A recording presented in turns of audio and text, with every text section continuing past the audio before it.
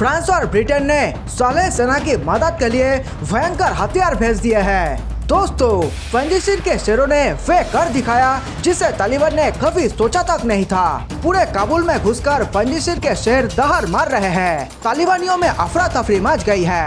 Nervous होकर तालिबानी गोली चला रहे हैं, लेकिन तालिबान विरोधी उबलते अंगारों की संख्या बढ़ती जा रही है। नॉर्दर्न अलायंस ने तालिबान के खिलाफ जंग छेड़ दी है, जिसका अंजाम पूरे पाकिस्तान और तालिबान को भारी कीमत देकर चुकाना पड़ेगा। सभी पश्चिमी देश भी नॉर्दर्न अलायंस के समर्थन में सेना भेजने को भी तैयार है। उन्हें यकीन हो गया है कि अशरफ गनी एक गद्दार नेता था, लेकिन पंजशीर के शेरों ने तालिबान के नाखून उखाड़ देने वाले मकसद से काबुल पर चढ़ाई कर दी है और देखते ही देखते तालिबान के घर कंदर में भी तबाही मचा दी है। ये सब देखकर पाकिस्तान के पजामे गिले हो रहे हैं और वे और भी सेना तालिबान की मदद के लिए भेजने की तैयारी कर रहा है। अगर पाकिस्तान अपनी सेना तालिबान की मदद के लिए भेजता है तो भारत भी अफगानिस्तान के अंदर घुसकर बड़ी एयर स्ट्राइक कर सकता है। अफगानिस्तान को बचाने के लिए बनाए गए फ्रंट नॉर्दर्न अलायंस ने तालिबान के खिलाफ जंग छेड़ दी है। तालिबानी हुकूमत के बीच पंजशीर घाटी में नॉर्दर्न अलायंस का झंडा फहराया गया है।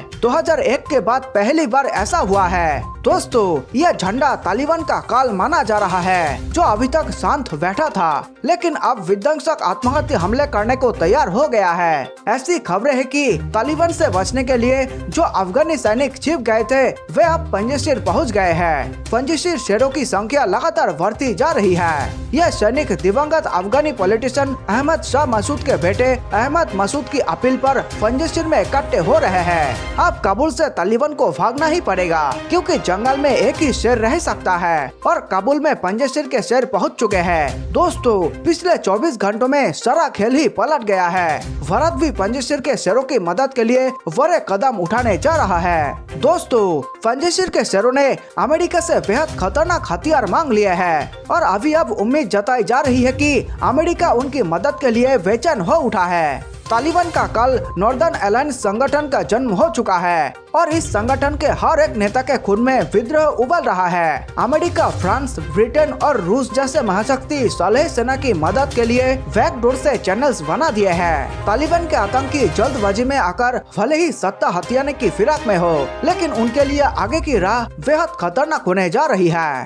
अहमद शाह मसूद के बेटे तालिबान से जंग को तैयार, यूएस को बताया आखिरी उम्मीद, मांगे हथियार। जी हाँ दोस्तों, पंजशीर का शेर यानी अहमद शाह मसूद के बेटे अहमद मसूद तालिबान से जंग लड़ने के लिए तैयार है, लेकिन इस काम में उन्हें अमेरिका, यूएस की मदद चाहिए। हाल ही में प्रकाशित एक ऑप-एड के जरिए उन्होंने अमेरिका को आखिरी बची हुई उम्मीद बताया है और हथियार मुहैया कराने की अपील की है। मसूद के पिता ने पंजशीर में तालिबान के खिलाफ सबसे बड़ा अभियान चलाया था। उनकी 2001 में हत्या कर दी गई थी। वॉशिंगटन पोस्ट में प्रकाशित एक ऑप-एड में उन्होंने लिखा, अमेरिका अभी भी लोकतंत्र का सबसे बड़ा शस्त्रागार हो सकता है। उन्होंने लिखा, मैं आज पंजशीर घाटी से लिख रहा हूँ, उन मुजाहिदीन लड़ाकों के साथ अपने पिता के पदचिन्हों पर चलने के लिए तैयार हूँ, जो एक बार फिर तालिबान का सामना करने के लिए तैयार है। 1990 का गृह युद्ध हो या इससे एक दशक पहले सोवियत का प्रभाव, अपनी प्राकृतिक सुरक्षा के लिए मशहूर पंजशीर आज भी अजय है। सोशल मीडिया पर जारी तस्वीरें बताती है कि उप राष्ट्रपति अमरुल्लाह सालेह और मसूद के बीच मुलाकात हुई थी। ऐसे लग रहा कि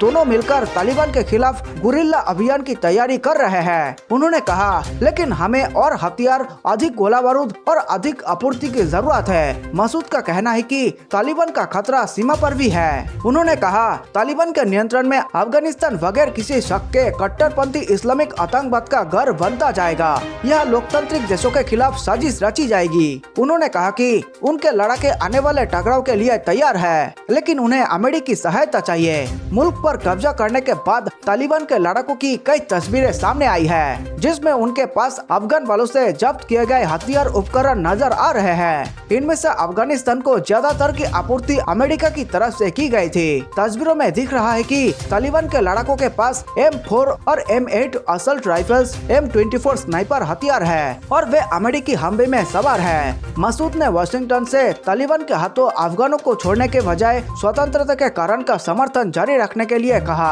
उन्होंने लिखा, आप हमारी आखिरी बची बची हुई उम्मीद है। अफगानिस्तान पर तालिबान के कब्जे को लेकर विदेश मंत्री एस जयशंकर ने बृहस्पतिवार को संयुक्त राष्ट्र सुरक्षा परिषद को संबोधित किया। उन्होंने कहा कि जब तक सभी सुरक्षित नहीं है तब तक कोई सुरक्षित नहीं है। पाकिस्तान पर परोक्ष निशाना साधते हुए उन्होंने कहा कि चाहे अफगानिस्तान हो या भारत लश्कर-ए-तैयबा और जैश-ए-मोहम्मद जैसे संगठन बेधड़क और पर ऑपरेट कर रहे हैं। उन्होंने कहा, हमारे बिल्कुल पड़ोस में ISIL खुरासान इस वक्त लगातार अपने पांव पसारने की कोशिश कर रहा है। अफगानिस्तान में हुए घटनाक्रम ने इसके क्षेत्रीय और अंतर्राष्ट्रीय प्रभावों के मद्देनजर दुनिया भर की चिंता बढ़ा दी है। जो बात कोरोना के लिए सही है वो आतंकवाद के भी सटीक। उन्होंने जोर देकर कहा कि आतंकवाद की नर्सरियों को अनदेखा नहीं किया जा सकता और इनके बढ़ते संसाधनों पर से निगाह नहीं हटाई जा सकती। हमें ये बात याद रखनी होगी कि जो बात कोरोना के लिए सही है वो आतंकवाद के भी सटीक है। हम लोगों में कोई सुरक्षित नहीं है जब तक सभी सुरक्षित नहीं है। आतंकी हमलों का जिक्र कहा, हम इस राक्षस से कभी समझौता नहीं कर सकते। उन्होंने ये भी कहा कि अगले महीने अमेरिका के वर्ल्ड ट्रेड सेंटर पर हुए आतंकी हमले के 20 साल पूरे हो जाएंगे। साल 2008 में मुंबई में हुए आतंकी हमले की बुरी यादें अब तक हमारे दिमाग में ताजा है। इसके अलावा 2016 में पठानकोट हमला और 2019 में पुलवामा में आत्महत्या हमला इसके और ताजा उदाहरण है। हम आतंकवाद रूपी इस राक्षस से कभी समझौता नहीं कर सकते। तालिबान के खुलकर समर्थन में पाकिस्तान। बता दें कि अफगानिस्तान में तालिबान शासन आने के बाद पाकिस्तान अपनी खुशी छुपा नहीं पा रहा। खुद प्रधानमंत्री इमरान खान तक ने इसकी तारीफ कर डाली है। इमरान खान ने यहाँ तक कह डाला है कि अफगान लोगों ने दस्तक की जंजीरें तोड़ दी है। पाकिस्तानी अखबार द डॉन में प्रकाशित एक रिपोर्ट के मुताबिक इमरान खान ने बताया है कि किस तरह अफगानिस्तान में विदेशी संस्कृति थोपे जाने के कारण मानसिक गुलामी फैली हुई थी।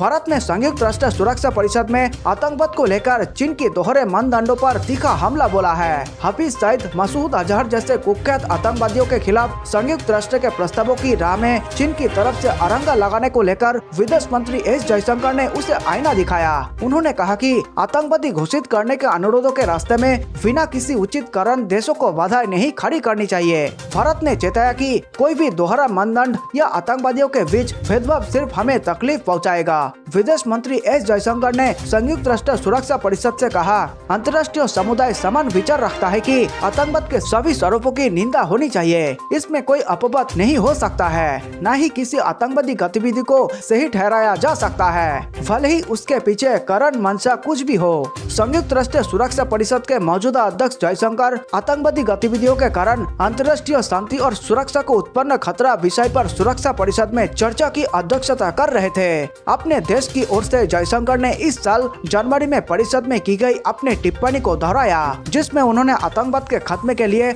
8 सूत्री कार्य योजना का प्रस्ताव रखा था। एस जयशंकर ने कहा, राजनीतिक इच्छा शक्ति मजबूत करे, आतंकवाद को न्याय संगत न बनाए, आतंकवाद को मही मानदंड न करे, दोहरा मानदंड न अपनाए। आतंकवादी होते हैं, उनमें फर्क कर हम सिर्फ अपनी तकलीफें बढ़ाएंगे, बिना किसी कारण के अनुरोध के रास्ते में बाधा पैदा न करे। जयशंकर का बयान संयुक्त राष्ट्र सुरक्षा परिषद के स्थायी सदस्य चीन के बारे में था, जो पाकिस्तान के आतंकवादी संगठन जैश-ए-मोहम्मद के सरगना मसूद अजहर को आतंकवादी घोषित करने के लिए भारत के प्रयास के रास्ते में बार बार रोड़ा अटकाता रहा है। देशवासियों, वीडियो अंत तक देखने के लिए आप सबका बहुत बहुत धन्यवाद। मेरे देश प्रेमियों, नीचे कमेंट में जय हिंद लिखकर आप हमारे वीडियो को 5 स्टार दे सकते हैं, ताकि हम आपके लिए ऐसे ही देशभक्ति वीडियो लाया करें। जल्द मिलते हैं एक और जानकारी पूर्ण वीडियो के साथ। नमस्कार, धन्यवाद।